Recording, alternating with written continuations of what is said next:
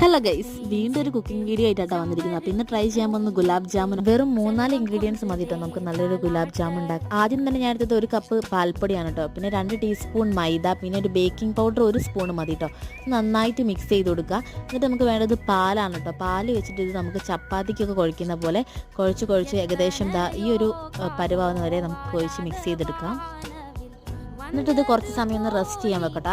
ആ സമയം കൊണ്ട് നമുക്ക് ഷുഗർ സിറപ്പ് ഉണ്ടാക്കട്ടെ. അപ്പോൾ ആദ്യം വെള്ളത്തിലേക്ക് പഞ്ചസാര ഇട്ട് കൊടുത്ത് 2 ഏലക്കായും കൂടി ഇട്ട് കുറച്ച് ചെറുനാരങ്ങ കൊണ്ട് പിഴിഞ്ഞ് നന്നായിട്ട് മിക്സ് ചെയ്ത് ഒരു പശ പോലെ ഒട്ടിപ്പിടിക്കുന്നത് വരെ നമുക്കൊന്ന് റെഡിയാക്കി എടുത്തിട്ടുണ്ട്.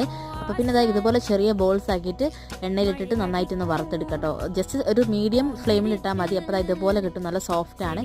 ഇതിലേക്ക് നമ്മൾ നേരത്തെ ഉണ്ടാക്കി വെച്ച് ഷുഗർ സിറപ്പ് ഒഴിച്ചിട്ട് ഒരു 3 മണിക്കൂർ വെച്ചതിന് ശേഷം എടുത്ത് നോക്കട്ടോ.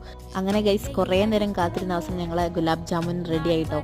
അപ്പോൾ അത് സെറ്റ് ആയിട്ടുണ്ട്, നല്ല സോഫ്റ്റ് ആണ് കേട്ടോ സാധനം. അടിപൊളി ടേസ്റ്റ് ആണ് ഞാൻ കഴിച്ചു നോക്കിയപ്പോൾ തന്നെ. അപ്പോൾ നിങ്ങൾ ട്രൈ ചെയ്തേക്ക് ഫീഡ്ബാക്ക് അറിയിക്കണം. Baby, see U.